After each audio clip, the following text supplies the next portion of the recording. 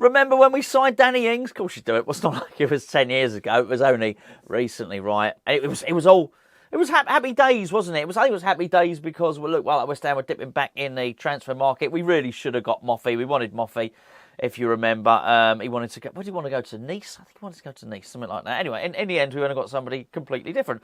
But I think mostly as fan base, we were quite buoyant because we needed reinforcements. It was all Annie Dings, wasn't it?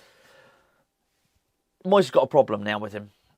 And it is a major problem. I'm not going to say anything immediately now that I haven't said before that you haven't seen with your own eyes.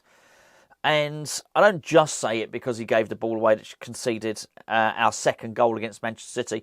We were going to lose against Manchester City anyway. They would have carried on making subs. Pep would have carried on tweaking up until the point where they'd started scoring.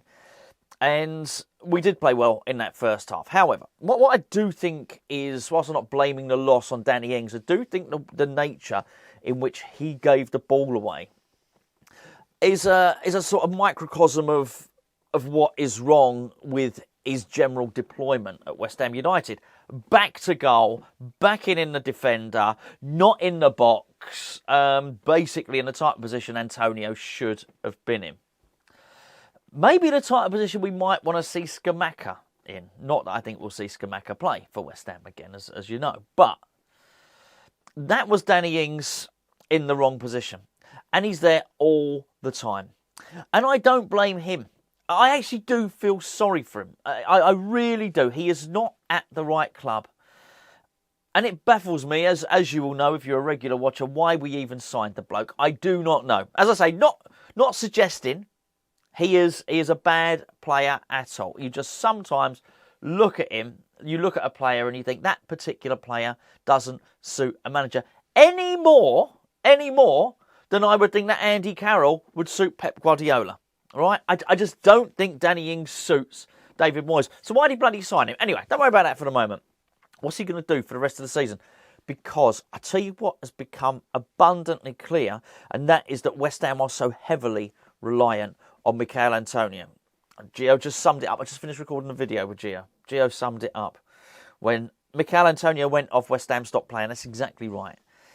And I'm flabbergasted that I got to this, because you've got to remember, we have waited a very, very long time. A very long time for David Moyes to get the striker right. If you remember, he sold Sebastian Haller. We bought Sebastian Haller at 42.5 million, whatever it might have been. We then sold Sebastian Haller. David Moyes sanctioned the sale for 20 million. But David Moyes said, don't worry, I've got the money. The board had given me the money, I can buy somebody now. But he didn't buy somebody now. And that was in the winter window, as I remember it. Didn't even buy anyone the next summer. We went the whole next season, basically European campaign, the Europa League, with only Antonio. He basically sat on that money for 18 months, waiting for this perfect striker. Now, during that time, he identified, as far as I could see, two strikers that we made serious, and I mean serious, bids for. The first one was Darwin Núñez. You can understand why Benfica turned it down, because we bid 60-odd million. In the end, they sold him to Liverpool for 85. Clearly, we weren't anywhere near where we were going to be. Now, don't get me wrong, I do think if we'd have signed Núñez, I do think Núñez would have suited David Moyes. I think he's a carbon copy of Michail Antonio? No, I don't. But he does run the channels and he is fast. He can play with his back to goal, and also he can run in behind. David Moyes needs his forward to do both of those things. The other guy we definitely seriously bid for was Armando Broja, Mandalorian Broja, as you will remember. Now, I know he got an injury and whatnot, but I still do think that his attributes suit the way that David Moyes plays.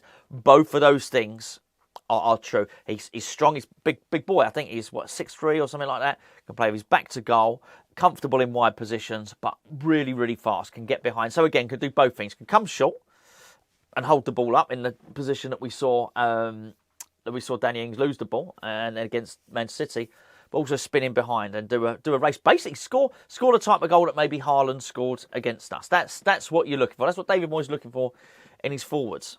So those are the two players he bid for. So I was a little surprised, not when we signed Scamacca, because I'm not going to lie and pretend that I knew exactly what type of player Scamacca was. I didn't. I had to see him play first. And Scamacca is a finisher, really good movement in the box. You look at his first 2 goals that he scored for us in European competition, in the Conference League in the group stage. They're poachers' goals.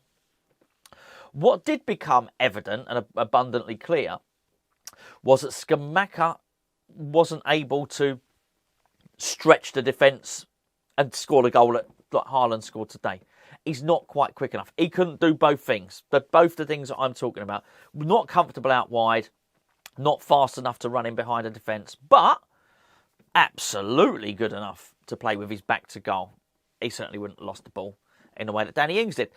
So I thought he probably ticked half the boxes in terms of the strength, the target man play, couldn't spin in and run in behind. So I can understand why David Moyes signed him. I can't understand why David Moyes had signed him, bearing in mind he'd been waiting for 18 months, because what he wasn't was David Moyes' dream striker, which was to do all of them. But I understand even less why he signed Danny Ings, because Danny Ings can't even do half the things that David Moyes wants. He's not quick enough to spin in and run in behind. He's not comfortable out wide, and he can't play with his back to goal either. Not to say he doesn't have qualities. Look at his finishing, look at his career goals. But they're just not the type of goals that we score with any regularity. And let me state that, with any regularity. I'm not saying at no point during the season does somebody not tap it home from 3 yards West Ham. Yes, they do. But by and large, those are not generally the opportunities that we create at all. It's just not what happens. To play for West Ham, play under David Moyes, and particularly as a forward, you're going to need some physical attributes. Strength and speed. When I say physical attributes, strength and speed, one or the other, ideally both. He has neither. He doesn't have the stature. He's not got a physical prowess either. So he can't do anything. He's too diminutive, Danny Ings. Anyway, it does beg the question, what's David Moyes going to do for the rest of the season? Because he really does have a problem now. Scamacca's out for the remainder of the season.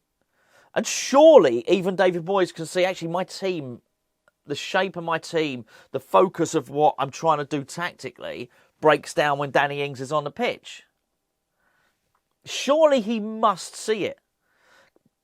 In which case, why is he putting him on? I can only think it's hope. It's almost like there's nobody else. But there is. There are actually 2 other players. And I do hope he realises it and we don't just get this stubborn Moyes. Because the 2 other players, of course, are Maxwell Cornet, who can play as a forward. And obviously, Mubama, who's played so well for the under-18s this season. I do wonder if maybe Moyes' ultimate plan when he signed Ings was to partner him in a 2 up top with Scamacca. But you believe that even less than I do. Moyes played 2 up top? No, I'm inventing stuff in my mind to try and make excuses for David Moyes. I don't know what's going on with Cornet. I mentioned this, yesterday, didn't I, on a video. Is it a punishment? Is he still punishing him? If you remember, he had the injury, calf injury, wasn't it? And he didn't want to get treated over here, Cornet, so he went over to France, kept disappearing over to France. Is this still a punishment? Because David Moyes signed him. And if you listen to the way David Moyes was speaking about Cornet at the start of the season, was speaking very, very well about him. And now he just won't seem to use him at all. Despite the fact that our team looks deficient. Look, don't get me wrong. I think Cornet's got his drawbacks as well. He's the offside merchant, isn't he? But at least he does have a bit of pace and he can offer something different. And he's comfortable out wide. He is more suited to David Moyes' system than Danny Ings, and that's really it. Is he David Moyes' perfect striker? No. Is he more suited to David Moyes' system than Danny Ings? Yes. The answer is yes. And I do find it a little bit odd. The other thing which he was quite public about in the way that he spoke was about Danny Ings. And I've said this before, I'll just say it again briefly, I won't labour the point. He made the observation, was it March? Maybe it's in March or something. March, early April, he made the observation that Danny Ings couldn't play up top on his own. He said, we found out a little bit about Danny Ings. I think he might need a little bit of support up there. We need to get players close to him. He spoke the words like he'd sussed it out. Like he'd seen something, like he'd had an epiphany. This is it. This is what I've got to do with Danny Ings. This is why it made no sense to me that David Moyes had tried to buy Danny Ings at Real Sociedad and even flown him over and taken him around the training ground. Why is it a surprise to David Moyes what type of player Danny Ings is? I don't know the answer to that. But he doesn't seem to know how best to deploy Danny Ings. Yet he alluded to it. I've got to get players next to him. He needs some support up there. Without actually saying it, he was alluding to the fact, I think I need to play him in the 2 up front. Anytime I've seen him do it, I mean, he hasn't really persevered with it or tried it, has he? I think he played the one with 3 at the back, didn't he? And then he tried it. It didn't work. We played miserably, lost miserably. So we still have a problem. We have a Danny Ings-shaped problem. And for this reason, we desperately need to get something out of Man United. I've on purpose not talked about Vladimir Coufal. We just don't know. I am worried about it, though. And as I record this, it is, what?